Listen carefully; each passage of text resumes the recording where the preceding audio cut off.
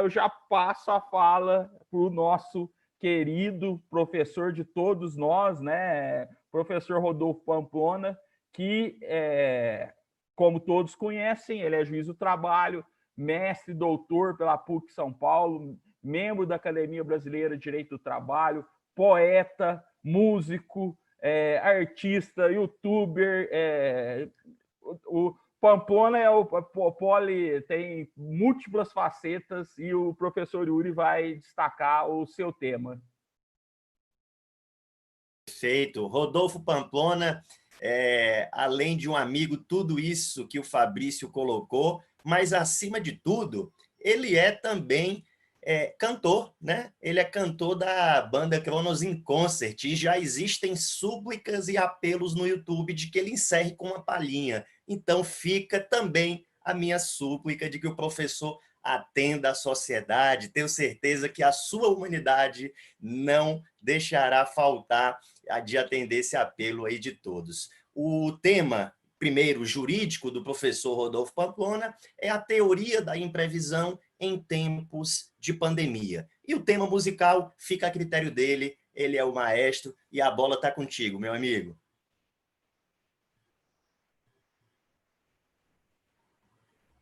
Opa, o som não está liberado ainda do Rodolfo, vamos liberar aqui. Agora já posso falar? Já estão me ouvindo?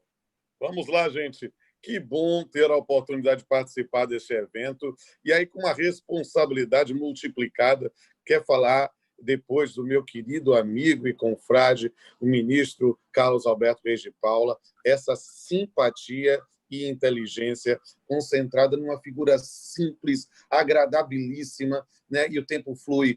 Por mim, eu dava até meu tempo aí para ele continuar falando, eu estava achando o máximo, estava aqui respondendo os comentários no YouTube, aí tive que parar aqui para voltar, porque ele é encantador mesmo. E, meus queridos, eu vou falar aqui rapidamente, o tempo é 10 minutos, 15 minutos, como é que estamos, meu? Temos 16 minutos, professor. 16 minutos, ok. Então, vou cumprir o tempo. Quando faltar uns 2, me avisa para eu arrematar. Na verdade, falar sobre a teoria da imprevisão, né? Quando eu estava conversando sobre os temas que poderíamos falar aqui nesse seminário, que eu sei que é um sucesso absoluto, né? Uma quantidade enorme de pessoas participando, teve que encerrar inscrições, um negócio realmente sensacional. Quero mandar meus beijos e abraços para todos os palestrantes, para todas as palestrantes e para todos os seminaristas e seminaristas que estão participando aqui. Para mim é uma honra, um privilégio poder participar deste evento. Mas eu vou ter que ser absolutamente objetivo para que a gente possa tentar entender essa matéria. Na verdade, a ideia de discutir teoria da imprevisão na pandemia, ela pode ser discutida no enfoque das relações civis como um todo ou com um interesse direcionado para as relações de trabalho. Pensando no campo das relações civis como um todo, nós temos visto a invocação, né, da teoria da imprevisão em relações jurídicas de direito material, né, quando vemos lá a questão do aluguéis, a questão de pagamento de mensalidade de faculdade, a discussão sobre até mesmo de taxas condominiais. E eu tenho visto nesse ponto, eu atuo como magistrado há 25 anos, mas eu preciso dizer que eu tenho visto nesse ponto um ativismo, na verdade, a expressão não seria ativismo, porque eu sou absolutamente favorável ao ativismo, mas um voluntarismo que talvez nos pareça excessivo. E vou explicar essa questão já deslocando também para o interesse nas relações jurídicas de direito processual do trabalho, notadamente no campo dos acordos homologados no pré-pandemia e que o indivíduo quer invocar a teoria da imprevisão, né, a onerosidade excessiva neste momento. Vamos explicar primeiro o que é a ideia da teoria da imprevisão. A ideia da teoria da imprevisão foi com uma construção, inicialmente, em função da Lei Fayot, lá na França, no início do século XX, na ideia de que, uma maneira muito simples, o contrato, um negócio jurídico, ele tem uma equação econômica que é a base para o seu cumprimento, porque a regra fundamental de todo negócio jurídico, e já antecipo, acordo judicial é negócio jurídico apenas com o manto da coisa julgada pela chancela judicial, né? Todo negócio jurídico tem em si uma regra fundamental que é do direito dos contratos, do Pacta Sunt Servanda. Mas o Pacta Sunt Servanda, que é a lei, deve o combinado, o contrato deve ser cumprido na forma como se contém, né? Da forma como se contém. Ele tem implicitamente uma cláusula que diz, a cláusula rebus sic stantibus, enquanto as coisas continuam da mesma forma. Então, pacta sunt servanda rebus sic stantibus, ou seja, o contrato se cumpre da forma como se contém, enquanto as coisas continuam da mesma forma. Essa é a base da teoria da imprevisão. Observe que o sistema do codificado do século XX não trouxe fora o Código de Defesa do Consumidor, isso em 94, previsão legal específica da teoria da previsão. Foi uma construção jurisprudencial, inclusive, por exemplo, para falar, eu que sou professor de direito civil há tantos anos também, dizendo que a própria inserção da correção monetária no direito brasileiro se deu pela teoria da imprevisão, porque originalmente os contratos eram para ser cumpridos na base da teoria do nominalismo, do valor exato, do valor que foi pactuado, e toda a inserção é posterior. Se você olha o Código Civil 16, você não vê referência a isso. É norma posterior. Quando a gente vê a inserção da teoria da previsão no Código Civil de 2002, e aí eu sou testemunha da história, o que é que aconteceu de fato, meus amigos? Literalmente, nessa circunstância, ela veio para admitir a resolução do contrato, ou seja, a extinção do contrato por uma onerosidade específica que a parte não teria condições de suportar. E por isso ela veio com esse nome, resolução por onerosidade excessiva. E a ideia, porém, é que nós tenhamos um princípio geral dos negócios jurídicos, que é o princípio da conservação do negócio jurídico, ou da conservação do contrato. E, por isso, quando se tratou de resolução por onerosidade excessiva, trouxe algo que já era inspirado nas relações de consumo, dizendo que se a parte oferecer um valor para reequilibrar a equação econômica, o contrato se mantém. Isso é a base da teoria da imprevisão. E aí, o que é que está acontecendo? Nós estamos vendo, notadamente, no campo da Justiça Estadual, magistrados em ações coletivas, reduzindo prestação de aluguel de shopping center de maneira preliminar, 10%, 20%, 30%. Né? E isso não tem outra expressão. Isso é chute. Isso não tem base científica. Isso, na verdade, é simplesmente um voluntarismo de dizer: olha, eu vou ser o herói, vou resolver isso, estou sensível aos reclamos dos locatários e vou fazer isso. Isto é, na verdade, despotismo de toga. Isso está errado. Isso não está baseado na teoria da previsão. Isso, na verdade, é voluntarismo mesmo. Por quê? Porque, perceba, meu velho, você não pode decidir sem contraditório numa situação como essa. Você não pode imaginar que todo locador é um opressor econômico que está lá. Às vezes, você tem no locatário uma grande empresa que aluga o único bem que uma família tem, que é um galpão, e ela vive disso. Então, na verdade, essa linha de decidir de uma forma uniforme situações sem parâmetros calcados especificamente na dilação probatória é arbitrariedade. E eu falo isso para quem quiser ouvir. Não tenho a menor dúvida nesse ponto. Já passei da idade de ter pudores excessivos para falar a verdade. Então, nesse ponto, é preciso entender que a mesma lógica vai ser aplicada daqui a pouco para o processo de trabalho. Eu preciso dizer para vocês, porque deve virar lei nos próximos dias, o projeto de lei 1179, que vai tratar das regras gerais de direito privado, inclusive com questões que estão sendo tratadas hoje no seminário, suspensão da prescrição, entre outros elementos, nesse aspecto dos contratos também vai seguir a linha do que eu estou dizendo, porque não se pode estabelecer de maneira a priorística um percentual para redução sem você levar em consideração as circunstâncias de fato. Então, não se decide em sede liminar essas circunstâncias. Por quê? Porque é simplesmente querer dar uma resposta para a galera para achar que realmente está fazendo justiça quando está fazendo uma pantomima de justiça, que é, na verdade, decidir sem garantir contraditório. E aí, o que é que a gente precisa pensar? A mesmo raciocínio que eu aplico para o direito civil, como professor de direito civil, eu tenho que aplicar no campo das relações de trabalho e do processo de trabalho. Para usar uma expressão popular, pau que bate em Chico, tem que bater em Francisco. É preciso entender essa circunstância. Por quê? Porque o indivíduo diz: eu não tenho mais condições de cumprir o acordo e eu quero a suspensão do acordo. Para com isso. Primeira questão a afirmar. Nós tivemos um período de suspensão de prazos processuais pelo CNJ. Não havia suspensão para cumprimento de acordo, porque o pagamento do acordo não é cumprimento de prazo processual, é cumprimento de prazo de direito material que foi chancelado judicialmente. Vamos parar com essa coisa de querer dizer que acordo judicial é negócio jurídico-processual, que isso é uma asneira que não tem tamanho. O acordo judicial é um negócio jurídico de direito material, uma forma de conciliação que foi chancelada judicialmente e ganhou ao manto da coisa julgada. Por isso que o mérito do acordo não pode ser discutido a priori, ele é coisa julgada imediata, e nem vai dizer que é ação rescisória, porque a ação rescisória não vai caber por teoria da imprevisão. Então, na verdade, há uma intangibilidade, sim, do conteúdo do acordo. Então, o que é que acontece? Então não posso usar a teoria da imprevisão no processo trabalhista? Não, meu amigo, eu não falei isso. Eu falei que você tem que aprender a usar a teoria da imprevisão.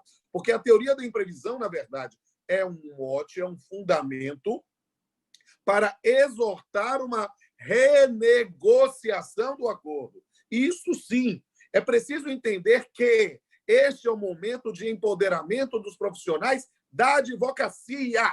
É o momento em que nós vamos ter, nesse ponto, um campo de negociação através dos advogados. E aqui vão trabalhar com boa-fé, vão trabalhar especificamente com a situação. E aí o indivíduo vai tentar expor à parte contrária a necessidade de dizer, olha, a forma para o juiz, doutor, não consegui cumprir por causa da pandemia. Beleza, ok. Quero cumprir, devo, não nego, mas não tenho como você pagar. Inclui pauta para uma negociação virtual ou, obviamente, exorta as partes a negociar diretamente. Mas, nesse ponto, claro que se as partes negociarem e acertou, o que acontece? Vamos voltar ao direito civil, gente. Explicar o direito civil. Ocorre o quê? As pessoas... É uma transação. Para com isso. É uma nova ação. Nós estamos criando uma relação jurídica obrigacional diferenciada da anterior para extingui-la. Ponto. E aí, tudo certinho, tudo resolvido. Bem, professor, não conseguimos resolver. Não conseguimos resolver, o que acontece? Executa-se o acordo. Quando um não quer, dois não bicam. Então, o acordo é para ser cumprido na forma que se contém. Agora, para um pouquinho, para respirar, que eu estou falando rápido para caramba, para não terminar, para não vencer o tempo, dizer, gente, o acordo cumpre na forma que se contém. O que é o acordo? O acordo é o pagamento do valor tal. É esse o valor do acordo. Fazer redução de acordo, isso é arbitrariedade. Falar isso, quem defender isso, vai ter que ser coerente o suficiente, porque está criando uma teoria própria da imprevisão, e quando passar a pandemia, aí quando uma determinada empresa que tiver feito um acordo melhorou economicamente, vamos agora aumentar o acordo, porque mudou. Não é isso, meu Deus. É preciso entender que o acordo é para ser cumprido como se contém, no valor pactuado. Agora, o que há é que você precisa entender que isso não é um dado bobo, uma questãozinha de marcar. Não, há toda uma profundidade. O acordo é quanto? 1.000, 5.000, 10.000, 100.000? Esse é o valor do acordo. Agora, consequências do inadimplemento. Nós temos uma cláusula penal. O que é cláusula penal? É uma multa. Não, peraí, rapaz. O que é cláusula penal? Cláusula penal é uma pré-tarifação de perdas e danos. Se demonstrado, não é chutado, se demonstrado que efetivamente a pandemia impossibilitou o cumprimento, você pode, nesse ponto, relevar a cláusula penal. Você pode, numa questão com efeito decorrente da CLT, parcelas vincendas passam a ser vencidas antecipadamente. Não, vamos cumprir o acordo, parcela por parcela, vamos fazer o bacenjude, parcela por parcela. Se reconheceu antes a ideia de que houve uma força maior para o descumprimento, né? Pode até chegar ao extremo, e eu não estou defendendo isso como direito subjetivo, mas um extremo, aí sim, porque está à disposição do magistrado, fazer uma analogia à execução de título extrajudicial e admitir um pagamento, não é de diminuir o acordo. Talvez pensar em parcelas, pensar, olha, paga os 30%, o restante 6 meses, com juros, correção monetária, ou seja, para que não haja prejuízo à equação econômica que foi registrada.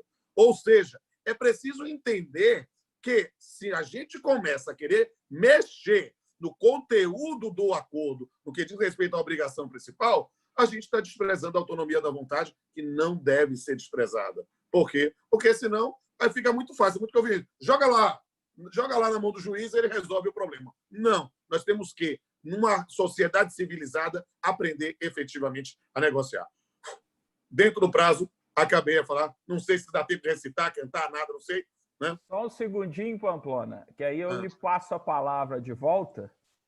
Só fazer uma pequena ponderação que eu acho extremamente relevante, inclusive para o pessoal aí que está nos assistindo, que tem muito a ver com o que você disse, que eu fui vítima de um checkmate de um colega justamente a respeito disso aí em uma live. Ele me apresentou a seguinte situação. Ele falou, o trabalhador foi dispensado agora em decorrência da crise, a esposa grávida, né, também sem trabalhar, e ele tinha um acordo judicial em trânsito. E a empresa começou, a empresa de álcool em gel, vendendo até. Aí poderia ele peticionar em juízo e falar, não, eu quero que o valor aumente, ou eu quero que as prestações se encurtem? É a mesma lógica. Assim, é a mesma lógica. Quer dizer, você tem justamente isso. E por que eu dei tanta ênfase? Se provado. Porque você, Fabrício, me ajudou ainda mais nesse tópico. Por quê? Porque as pessoas precisam entender que estamos vivendo história de calamidade, estamos vivendo uma situação que está ruim para todo mundo. Está ruim para todo mundo. Nós temos que imaginar que, só pode imaginar que é teoria da imprevisão, se não é que esteja ruim para todo mundo, esteja pior para aquele indivíduo. Ou seja, a atividade econômica parou, não tem nada, teve que fechar o bar, o restaurante, a bodega lá do fulano de tal. Mas empresa que fabrica álcool gel, instituição financeira, mercado, farmácia, virá para suscitar isso, aí eu não vou dizer porque pode ser um caso concreto, mas que as minhas vísceras começam a pulular e para querer condenar ele de má fé, e aguarde.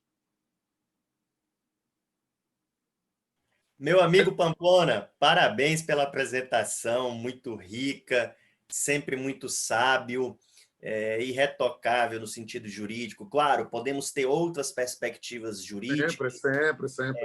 Nada nos é pertencente senão o nosso pensamento, e se há uma coisa que jurista deve fazer é exortar a dialética. Eu não trago teses prontas e acabadas. Eu trago a minha muito modesta visão. Fundamente melhor do que eu fundamentei, eu sucumbo, porque só não muda de ideia quem não tem ideia para mudar.